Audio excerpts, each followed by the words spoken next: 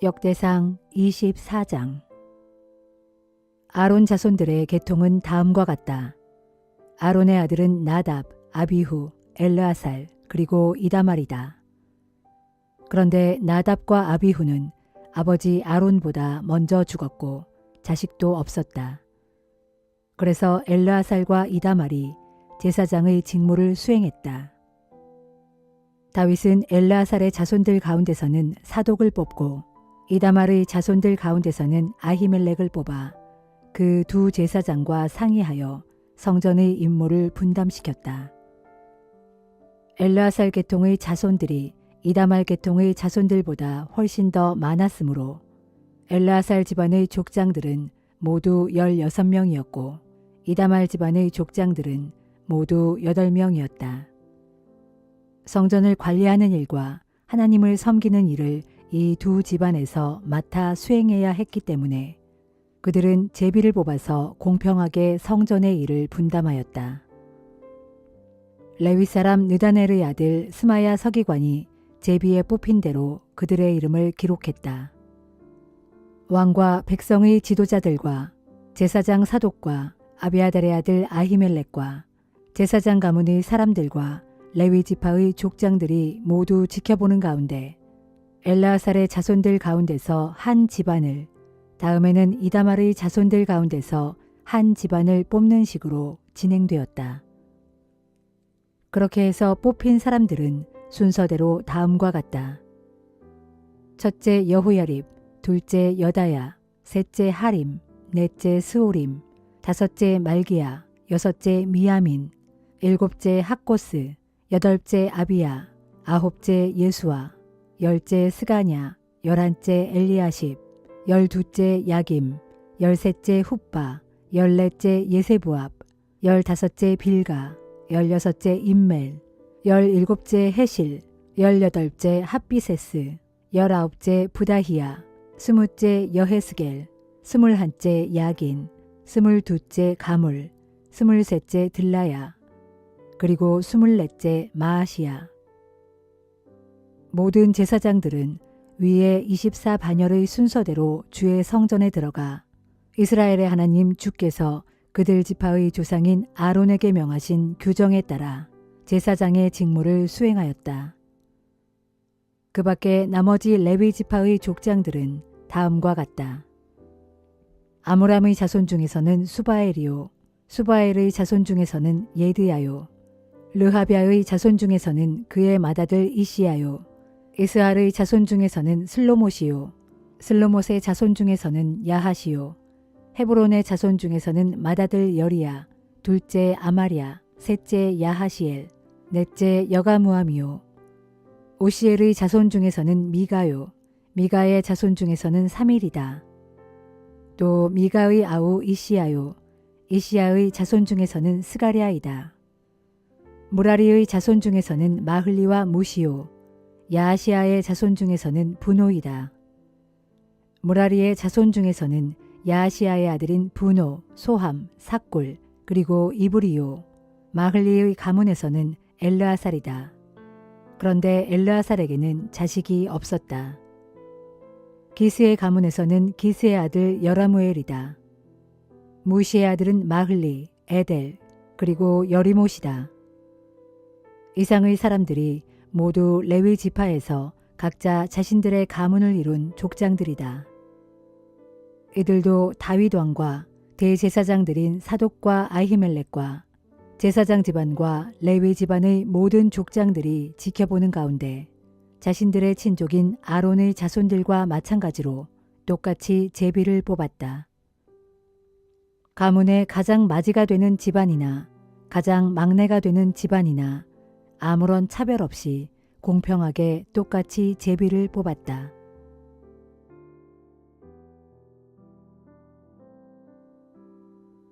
역대상 25장. 다윗은 군대 지휘관들과 상의하여 아삽과 헤만과 여두둔의 아들들 가운데서 몇몇을 가려 뽑아 수금과 비파와 심벌주로 연주를 하면서 반주에 맞춰 신령한 노래를 부르게 했다. 주의 성전에서 이 같은 찬양대의 직무를 맡은 사람들은 다음과 같다. 아삽의 아들들 중에서는 삭굴, 요셉, 느다냐, 아사렐라 이렇게 4명이 왕의 명령에 따라 아삽의 지도를 받고 신령한 노래를 불렀다. 여두둔의 아들들 중에서는 그달리야, 스리, 여사야, 시므이, 하사비야, 마띠디야 이렇게 6 아들이 아버지 여두둔의 지도를 받아 수금을 타면서 주께 감사하며 찬양하고 또 예언을 하였다. 헤만에게는 많은 아들들이 있었는데 그들은 붓기야, 마따냐, 우시엘, 스부엘, 여리못, 하나냐, 하나니, 엘리아다, 깃달디, 로암디에셀, 요스부가사, 말로디, 호딜, 그리고 마하시옷 이렇게 14명이다. 이들은 모두 왕의 선견자인 헤만의 아들들이다. 하나님께서는 일찍이 그의 뿔을 높이 들어올리시겠다고 약속하셨고 그 약속대로 헤만에게 14명의 아들과 3명의 딸을 주셨다. 이들은 모두 자기들의 아버지인 아삽과 여두둔과 헤만의 지도를 받으면서 주의 성전에서 심벌지와 비파와 수금 같은 악기들을 연주하면서 주께 찬양을 드렸다. 물론 아삽과 여두둔과 헤만은 왕의 지시를 받았다. 이들 및 이들 친족들의 수요는 모두 288명이었는데 그들은 모두 성전에서 예배드릴 때 주를 찬양하는 일에 익숙한 사람들이었다. 이들도 모두 제비를 뽑아 그 순서대로 성전에서 직무를 수행했는데 나이에 많고 적음이나 혹은 스승과 제자라는 관계에 구애받지 않고 똑같이 공평하게 제비를 뽑았다. 그렇게 제비 뽑기를 한 결과는 다음과 같았다. 첫째로 제비 뽑힌 사람은 아삽 가문의 요셉이었다. 이어서 둘째는 그달리아와 그의 형제와 아들들 12명. 셋째는 삭굴과 그의 형제와 아들들 12명. 넷째는 이스리와 그의 형제와 아들들 12명. 다섯째는 느다냐와 그의 형제와 아들들 12명. 여섯째는 붓기야와 그의 형제와 아들들 12명. 일곱째는 여사렐라와 그의 형제와 아들들 12명. 여덟째는 여사야와 그의 형제와 아들들 12명. 아홉째는 마따냐와 그의 형제와 아들들 12명. 열째는 시므이와 그의 형제와 아들들 12명. 열한째는 아사렐과 그의 형제와 아들들 12명. 열두째는 하사비아와 그의 형제와 아들들 12명. 열셋째는 수바엘과 그의 형제와 아들들 12명. 열넷째는 마띠디아와 그의 형제와 아들들 12명. 열다섯째는 여레못과 그의 형제와 아들들 12명. 열여섯째는 하나냐와 그의 형제와 아들들 12명. 열일곱째는 요스부가사와 그의 형제와 아들들 12명. 열여덟째는 하나니와 그의 형제와 아들들 12명. 열아홉째는 말로디와 그의 형제와 아들들 12명. 스무째는 엘리아다와 그의 형제와 아들들 12명. 스물한째는 호딜과 그의 형제와 아들들 12명. 스물두째는 깃달디와 그의 형제와 아들들 12명. 스물셋째는 마하시옷과 그의 형제와 아들들 12명. 그리고 마지막 24째는 로암디에셀과 그의 형제와 아들들 12명이었다.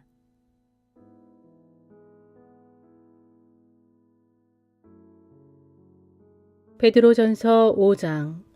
이제나 베드로는 교회의 장로들에게 권면합니다. 같은 장로된 사람으로서 또한 그리스도의 고난을 지켜본 증인으로서 그리고 장차 나타날 영광에 함께 참여하게 될 사람으로서 간곡히 당부합니다. 여러분에게 맡겨진 하나님의 양떼를 잘 돌보십시오. 마지못해 억지로 할 것이 아니라 하나님의 뜻을 조차 자발적으로 기꺼이 하고 무슨 세속적인 이익을 취할 요량으로 하지 말고 기쁜 마음으로 하십시오.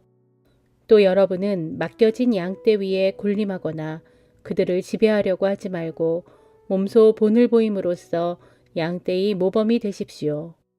그리하면 장차 으뜸가는 큰 목자이신 예수 그리스도께서 다시 오실 때 여러분은 영원히 시들지 않는 영광의 면류관을 얻게 될 것입니다. 청년들이여, 이와 같이 여러분도 장로들에게 복종하십시오. 또한 겸손의 옷을 입고 서로를 먼저 섬기십시오. 성경에 기록되기를 하나님께서는 교만한 자를 물리치시고 겸손한 자에게 은혜를 베푸신다라고 했습니다. 그러므로 여러분은 하나님의 권능의 손 아래서 자신을 낮춰 스스로 겸손하십시오. 때가 되면 하나님께서 친히 여러분을 높이실 것입니다. 여러분의 모든 근심과 염려를 하나님께 전부 맡기십시오. 하나님께서 여러분을 보살펴 주실 것입니다. 정신을 바짝 차리고 항상 깨어 있으십시오. 여러분의 원수 마귀가 으르렁거리는 사자처럼 먹잇감을 찾아 두루 돌아다니고 있습니다. 믿음의 반석 위에 굳게 서서 마귀와 맞서 당당하게 싸우십시오. 여러분도 알다시피 세상에 두루 퍼져 있는 여러분의 형제들도 여러분처럼 고난 가운데 있습니다. 여러분이 잠시 동안 고난을 겪고 나면 모든 은혜를 넘치도록 부어주시는 하나님, 곧 그리스도를 통해서 여러분을 자신의 영원한 영광 가운데로 불러주신 분께서 여러분을 친히 온전하게 하시고 굳세게 하시며 강하게 하시고 견고하게 세워주실 것입니다. 권세가 영원 무궁토록 하나님께 있기를 빕니다. 아멘. 나는 신실한 믿음의 형제인 실루아노의 손을 빌려서 짤막하나마 이 편지를 여러분에게 써보냅니다. 아무쪼록 이 편지를 읽고 많은 힘을 얻기를 바라고, 또한 내가 지금까지 여러분에게 권면한 모든 말들이 하나님의 참된 은혜임을 확신하게 되기를 바라면서 부디 여러분이 그 은혜 안에 굳게 서기를 바랍니다. 여러분과 더불어 하나님께 택하심을 받은 여기 바벨론에 있는 자매교회가 여러분에게 문안 인사를 드리고, 또 내 아들 같은 마가도 함께 문안 인사를 드립니다. 여러분도 사랑의 입맞춤으로 서로 문안하십시오. 그리스도 안에 있는 여러분 모두에게 평강이 있기를 빕니다. 아멘.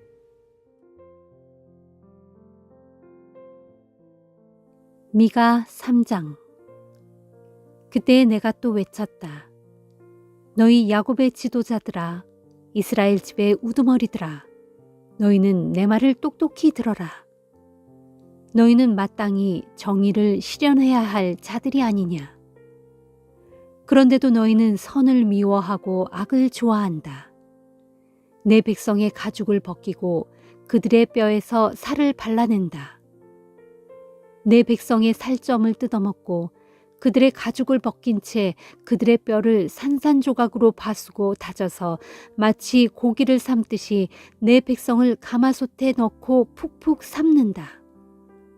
그러므로 그날에 너희가 주께 살려달라고 부르짖을지라도 주께서 응답하지 않으실 것이다. 너희가 그토록 악을 행했기 때문에 주께서 너희에게서 얼굴을 돌리시고 너희를 철저히 외면하실 것이다. 내 백성을 그릇된 길로 미혹하는 거짓 예언자들아, 너희는 너희 입에 먹을 것을 물려주는 자들에게는 평강의 말을 외치지만 너희 입에 먹을 것을 채워주지 않는 자들에게는 전쟁의 칼로 위협하고 있다. 그러므로 이런 거짓 예언자들에 대하여 주께서 말씀하신다. 너희 심령에는 밤이 닥쳐서 더 이상 환상을 보지 못할 것이고 어둠이 닥쳐서 더 이상 점을 치지 못할 것이다. 이런 예언자들에게는 영영 해가 져서 밝은 대낮도 그들에게는 밤같이 캄캄할 것이다. 그렇다. 거짓 선견자들은 다 부끄러워할 것이고 점치는 자들은 모두 수치를 당할 것이다. 그들은 하나님의 응답을 전혀 들을 수 없을 것이므로 모두가 자기 입을 막은 채 창피해서 얼굴을 들지 못할 것이다. 그러나 오직 내게는 주께서 주의 영으로 말미암아 권능과 공의와 능력으로 가득 채워주셨으므로 내가 야곱의 허물을 담대히 외치고 이스라엘의 죄악을 분명히 일깨워 줄 것이다.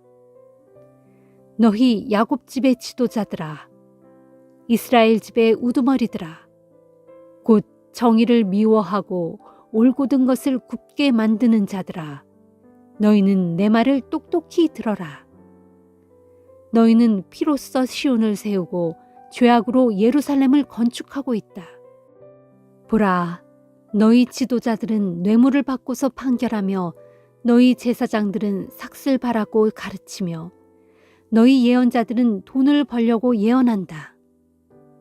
그러면서도 너희들은 오직 주만 전적으로 의지하는 자들처럼 말하기를 주께서 우리 가운데 계시지 않느냐. 그러니 우리에게는 어떤 재앙도 닥치지 않는다라고 큰 소리친다. 그러므로 예루살렘의 지도자들아, 바로 이 같은 너희들 때문에 무서운 재앙이 닥칠 것이니 그날의 시온은 밭처럼 갈아엎어질 것이고 예루살렘은 파괴되어 폐허가 될 것이며 성전이 있는 이 산은 온통 수풀만이 무성한 언덕이 되고 말 것이다.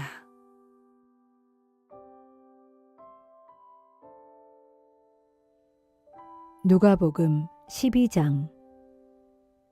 그러는 사이에 수많은 사람들이 예수께로 몰려들어 서로 밟힐 지경이 되었다.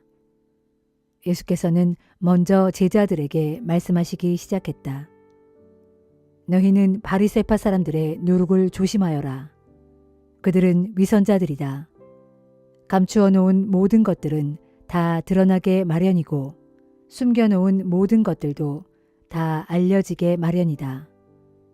그러므로 너희가 어두운 데서 말한 것이 밝은 데서 들려질 것이고 골방에서 귀에 대고 속삭인 말이 지붕 위에서 널리 선포될 것이다. 사랑하는 내 친구들아, 내가 너희에게 진정으로 말한다. 몸은 죽여도 더 이상은 어떻게 하지 못하는 자들을 두려워하지 말라. 너희가 참으로 두려워해야 할 분은 너희 몸을 죽일 뿐만 아니라 그 후에 너희를 지옥에 던질 수 있는 권세를 가진 분이시다. 참새 5마리의 값이 얼마냐? 고작 2 아사리온이 아니냐? 그러나 그처럼 하찮은 참새 1마리조차도 하나님께서는 절대 잊고 계시지 않는다. 하나님께서는 너희의 머리카락 숫자까지도 다 헤아리고 계신다. 그러므로 두려워하지 말라. 진실로 너희는 수많은 참새떼보다 훨씬 더 귀하지 아니하냐. 내가 너희에게 분명히 말한다. 누구든지 사람들 앞에서 나를 시인하면 인자도 하나님의 천사들 앞에서 그 사람을 시인할 것이다. 그러나 누구든지 사람들 앞에서 나를 모른다고 부인하면 인자도 하나님의 천사들 앞에서 그 사람을 모른다고 부인할 것이다. 누구든지 인자를 거슬러 말하는 사람은 용서를 받을 수 있어도 성령을 거슬러 말하는 사람은 절대로 용서받지 못할 것이다. 너희가 회당이나 위정자들이나 권력자들 앞에 끌려가게 되면 그때 무슨 말로 자신을 변호할까 염려하지 말라. 그때 성령께서 너희가 마땅히 해야 할 말을 일러주실 것이다. 무리 가운데 한 사람이 예수께 말했다. 선생님, 제 형더러 유산을 저와 나누어 가지라고 말씀해 주십시오. 예수께서 그에게 대답하셨다. 이 사람아, 누가 나를 당신들 재판관이나 재산 나누는 사람으로 세웠소? 그리고는 사람들을 향해 말씀하셨다. 여러분 모두는 정신을 바짝 차리십시오. 탐욕이 여러분을 좀먹지 않도록 항상 경계하십시오. 사람의 생명은 그가 가진 재산의 많고 적음에 결코 달려있지 않습니다. 그리고 예수께서 비유로 그들에게 말씀하셨다. 기름진 농토를 가지고 있는 한 부자가 있었습니다. 그 해에도 큰 풍년이 들어 그 부자는 자기 곳간을 가득 채우고도 곡식이 남아 더 이상 넣어둘 데가 없었습니다. 그 부자는 어떻게 할까 궁리하다가 속으로 이렇게 생각했습니다.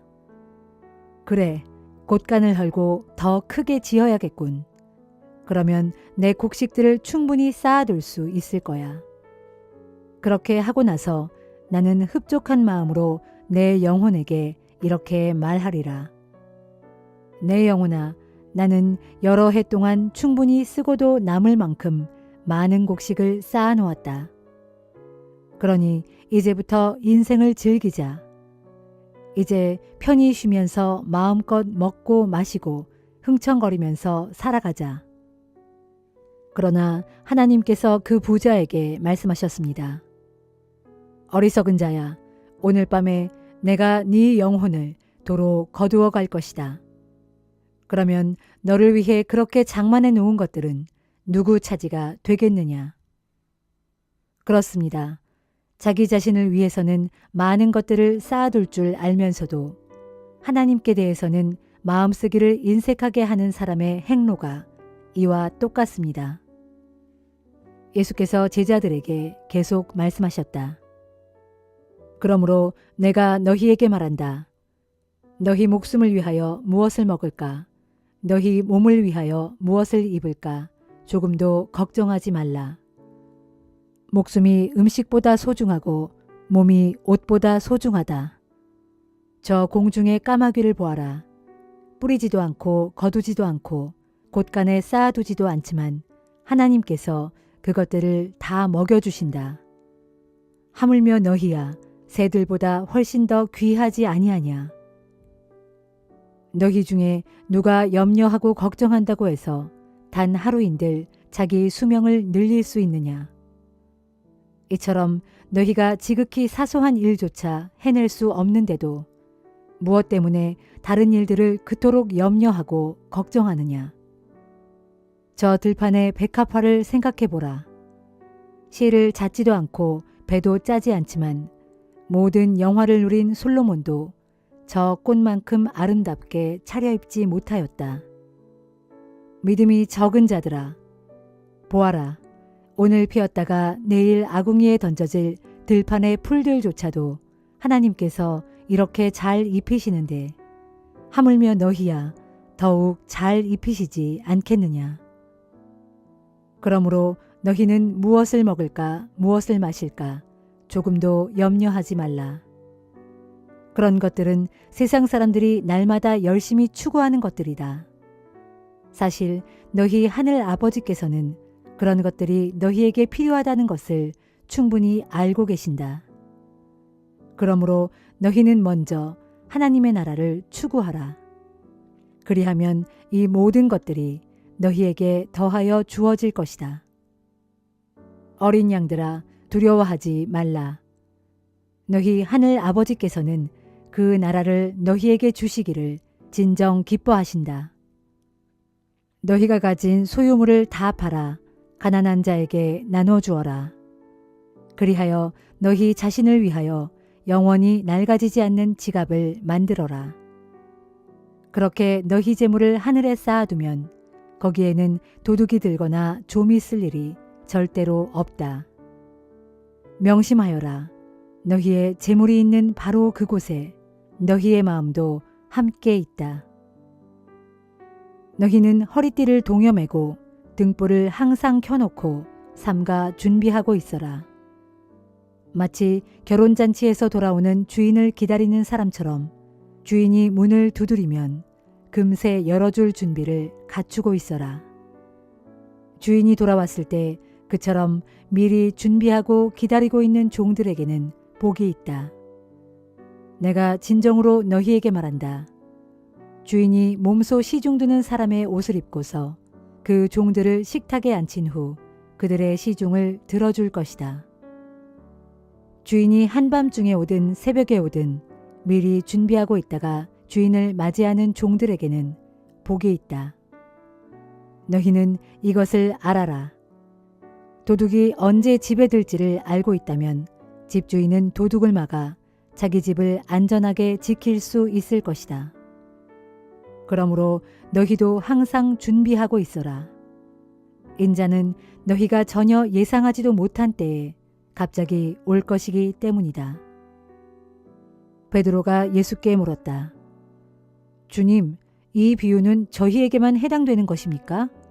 아니면 모든 사람들에게 해당되는 말씀입니까? 주님께서 말씀하셨다. 누가 참으로 신실하고 슬기로운 청지기이겠느냐? 주인이 청지기를 두어 그에게 자기 종들을 맡긴 후 때맞춰 종들에게 양식을 제공하라고 그에게 시키면 그는 어떻게 해야 하겠느냐? 주인이 돌아왔을 때 그 청지기가 맡은 바 자기 일을 훌륭하게 수행하고 있다면 그 청지기에게는 복이 있다. 내가 분명히 말한다. 주인은 자기의 재산을 모두 그 청지기에게 맡길 것이다. 그러나 이와 반대로 만약 그 청지기가 마음속으로 주인이 돌아오려면 아직 멀었다 하고 생각하면서 남녀 종들을 때리면서 먹고 마시고 술에 취해 세월을 보낸다면 생각지 않은 날 전혀 알지 못하는 시각에 주인이 갑자기 와서는 그 청지기를 심히 때린 후 신실치 못한 자들이 받는 벌을 그에게 내릴 것이다. 주인의 뜻을 알면서도 미리 준비하지 않은 채 주인이 원하는 바를 행하지 않는 자에게는 더욱 심한 벌을 내릴 것이다. 그러나 주인의 뜻을 알지 못한 채 벌받을 짓을 한 사람은 알고도 행하지 않은 사람보다는 가벼운 처벌을 받게 될 것이다. 진실로 그렇다. 많은 것을 받은 사람에게는 더 많은 것이 요구되고 많은 것을 맡은 사람에게는 더 많은 책임이 요구된다. 나는 세상에 불을 지르기 위해 왔다. 이미 불이 활활 붙어 있었더라면 내가 얼마나 좋았겠느냐. 하지만 내가 받아야 할 고난의 세례가 있는데 이 일이 다 이루어질 때까지는 내가 얼마나 더 고난을 당할는지 모른다. 너희는 내가 세상에 평화를 주러 온 줄로 아느냐? 그렇지 않다. 오히려 분열을 일으키러 왔다. 한 집안의 식구가 5이라면 이제부터는 2씩 3씩 패가 갈라져서 싸우기 바쁠 것이다. 서로 분열되어 아버지가 아들과 대립하고 아들이 아버지를 등질 것이다. 어머니가 딸을, 딸이 어머니를, 시어머니가 며느리를, 며느리가 시어머니를 대적하여 서로 맞서 싸울 것이다. 예수께서 군중을 향해 말씀하셨다. 여러분은 구름이 서쪽에서 이는 것을 보고는 곧 비가 오겠다 하고 말하는데 사실 그런 예상이 들어맞곤 합니다. 또 남풍이 불면 날씨가 더워지겠다 하고 말하는데 그건 역시 들어맞곤 합니다. 위선자들이여, 여러분은 이처럼 하늘과 땅의 기상은 잘 분간할 줄 알면서도 어찌하여 이 시대의 징조는 분간할 줄 모릅니까? 여러분은 어찌하여 무엇이 옳은 줄을 스스로 판단하지 못합니까? 당신을 고소하는 사람과 법정으로 가고 있다면 가는 도중에 그 사람과 속히 화해하십시오. 그렇지 않으면 그 사람이 당신을 재판관에게로 끌고 갈 것이고 재판관은 당신을 형무소 관리에게 넘기고 형무소 관리는 당신을 감옥에 집어넣을 것입니다. 잘 새겨 들으십시오. 그렇게 되면 당신은 마지막 한 푼까지 다 갚기 전에는 절대로 감옥에서 풀려나지 못할 것입니다.